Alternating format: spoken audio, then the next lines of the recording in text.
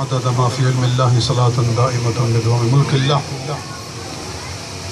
یہ اللہ تعالیٰ کا لاکھ لاکھ احسان ہے کہ اللہ تعالیٰ نے ہمیں قبلہ والد گرامی رحمۃ اللہ تعالیٰ علیہ کے خانوادہ کا حصہ بنایا ہے، اور یہ سارا فیض اور سارا کرم، ساری بہار ان کے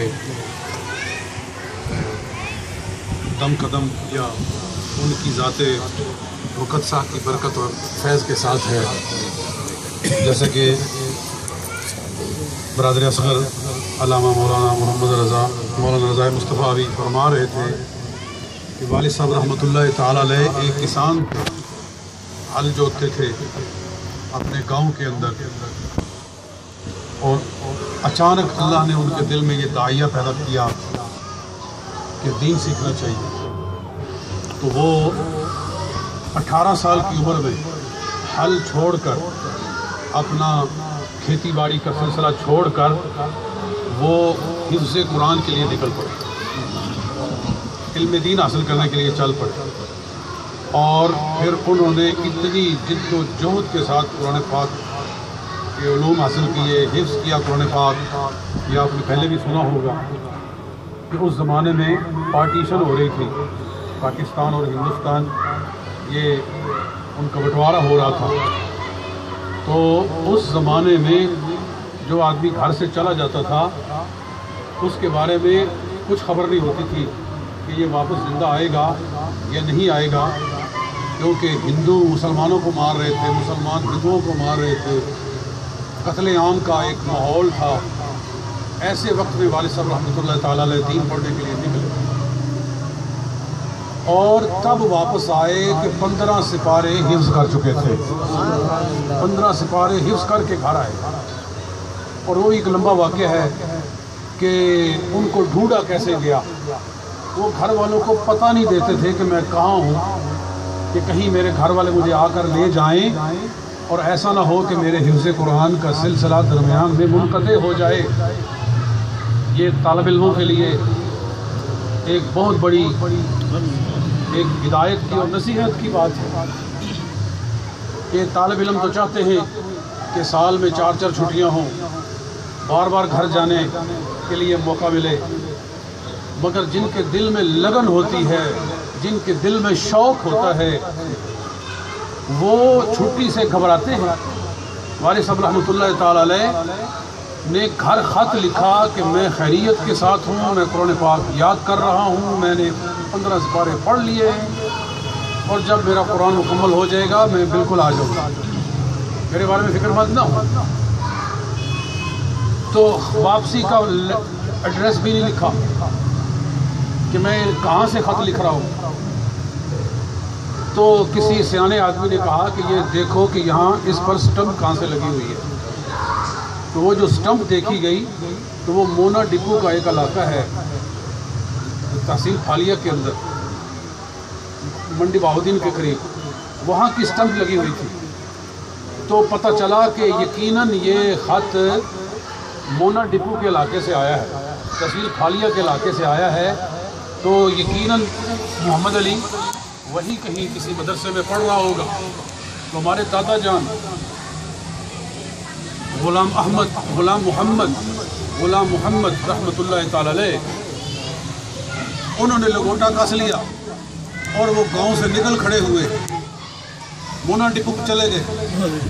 اب بہت بڑا علاقہ ہے مونا ڈپو، تو کہاں سے ڈھونڈیں، کس مدرسے میں ہے، کس مسجد میں ہے۔ تو انہوں نے وہاں کی ساری مسجدیں اور سارے مدرسے چھان مارے، اور آخر وہاں پہنچ گئے جہاں وہ قرآن پاک پڑھ رہے تھے۔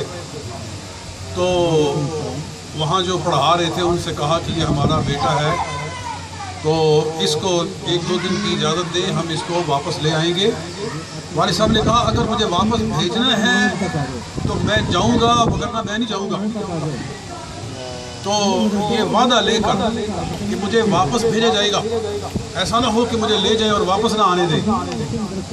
یہ وعدہ لے کر گئے، 2-3 دن اپنے گھر رہے، پھر دوڑ کر واپس آ گئے، اور تب واپس گئے جب پورا قرآن پاک حفظ کر لیا۔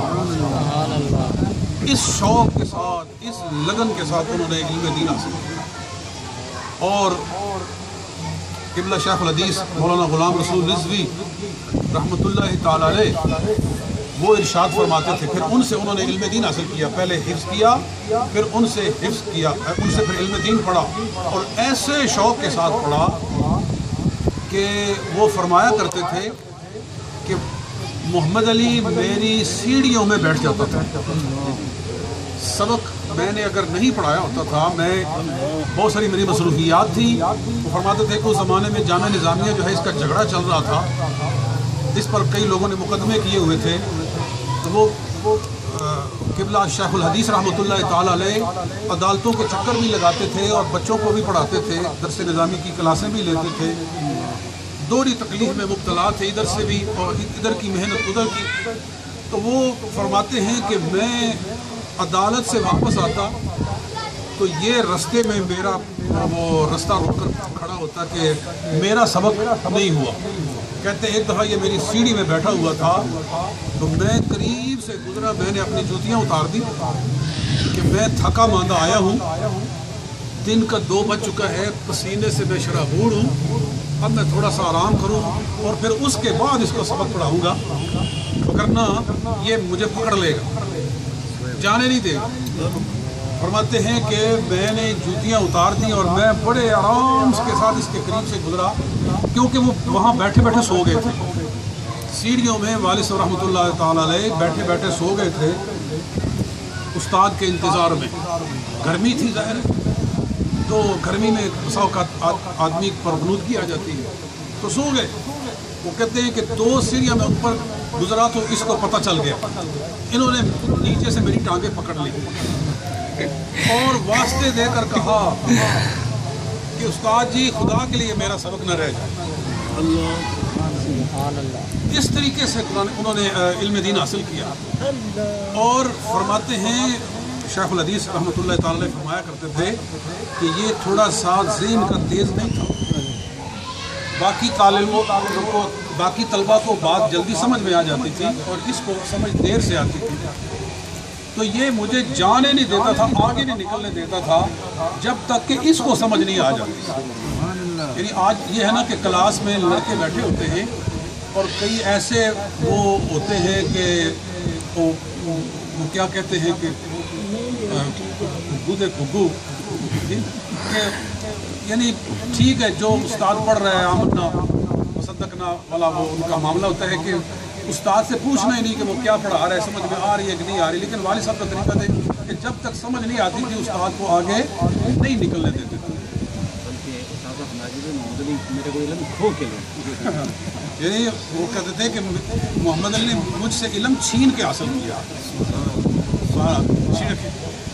تو اس طریقے سے انہوں نے علم دین حاصل کیا، اور پھر انہوں نے اپنی ساری اولاد کو دین پڑھانے کے لیے اپنی ساری قوتیں صرف کر کہ جو انہوں نے دین پڑھا تھا انہوں نے اپنی اولاد کو وہ کوٹ کوٹ کر پڑھایا۔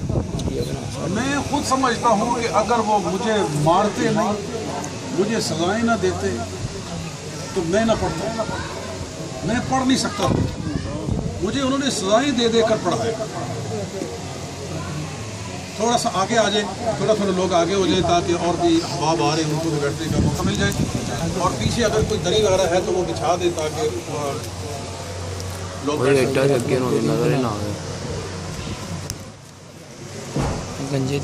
والد صاحب رحمۃ اللہ تعالی علیہ نے ہمیں 4 ان کے بیٹے ہیں، چاروں کو انہوں نے کہا کہ بس دین پڑھو۔ ان کی خواہش یہی تھی کہ ہر بچہ عالم دین بنے۔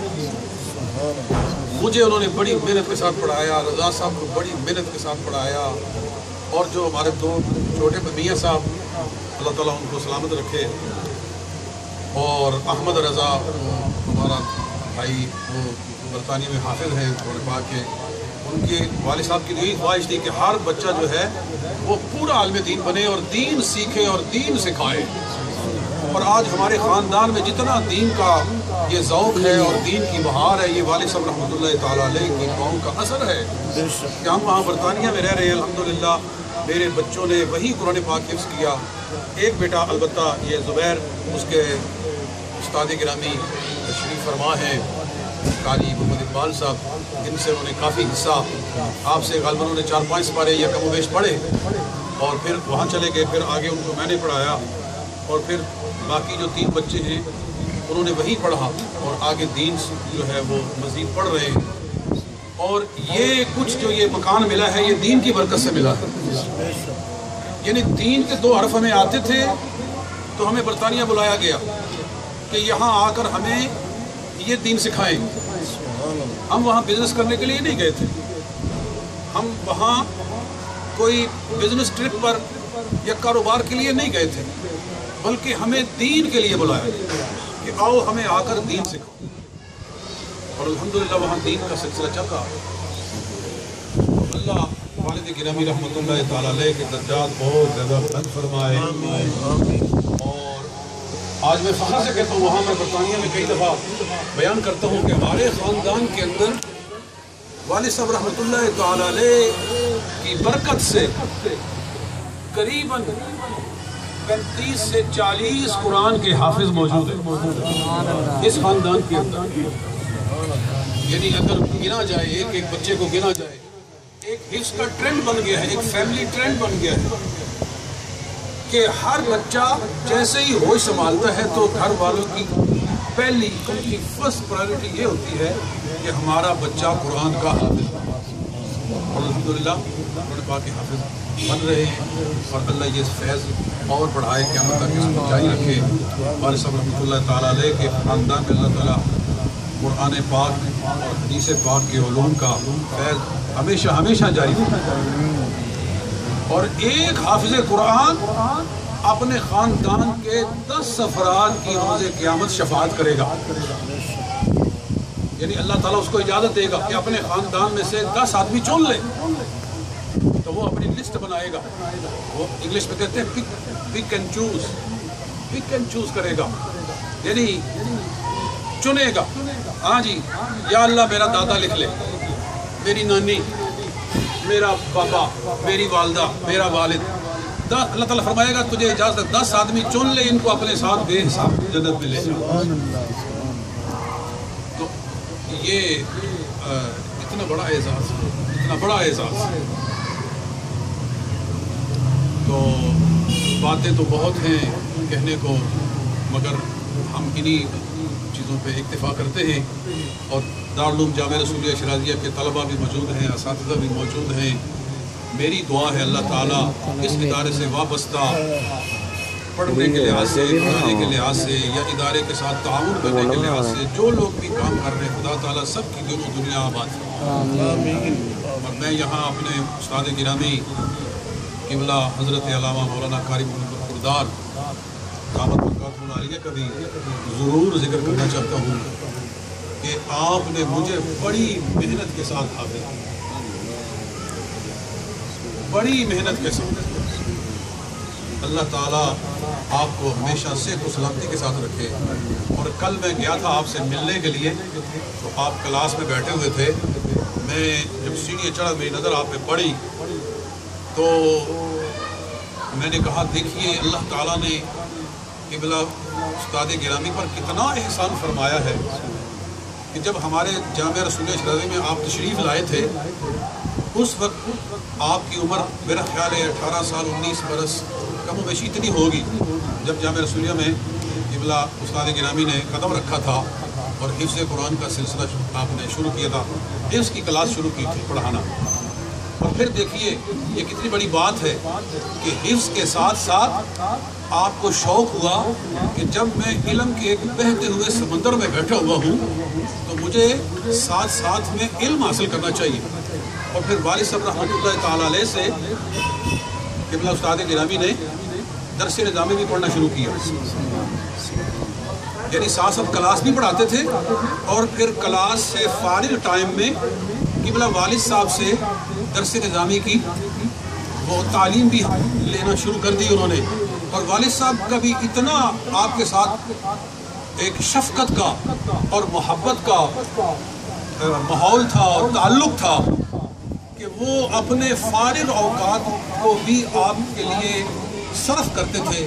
عصر کے بعد والد صاحب رحمۃ اللہ تعالیٰ علیہ نے میں نے دیکھا کئی مرتبہ وہ قبلہ استاد گرامی کو قاری محمد برخوردار صاحب کو الگ سے بیٹھ کر پڑھا رہے ہوتے تھے، اور ساتھ ساتھ درس نظامی بھی مکمل کیا، اور بلکہ یہ بھی کہ قرأت سبا بھی پڑھی۔ یعنی علم کا شوق ہونا چاہیے، یہ نہیں کہ ایک آدمی کو حفظ کی کلاس مل گئی ہے اور اب کھانا پینا چل گیا ہے، 5-6 ہزار روپے تنخواہ ملنا شروع ہو گئی ہے تو مسئلہ حل ہو گیا، آگے بڑھنے کی کوئی ضرورت نہیں ہے۔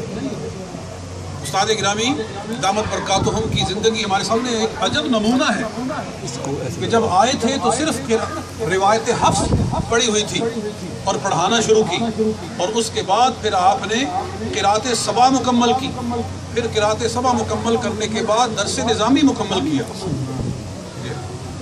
اور میں نے قرأت سبا بھی آپ سے حاصل کی، پڑھی۔ تو میں سمجھتا ہوں یہ لوگ ایک نمونہ ہے ہمارے لیے کہ کس طرح علم کا شوق ہونا چاہیے۔ الحمدللہ میں برخوردار حافظ طاہر رضا صاحب کا بھی مشکور ہوں، آپ بھی آئے اور یہ دیکھیے کہ جامعہ رسولیہ شیرازیہ میں پڑھا اور پھر اسی مدرسہ میں پڑھا بھی رہے۔ اسی طرح برخوردار مولانا فیض رسول صاحب کہ اسی جامعہ رسولیہ شیرازیہ میں دین پڑھا اور پھر اسی مدرسہ میں آگے پڑھا رہے۔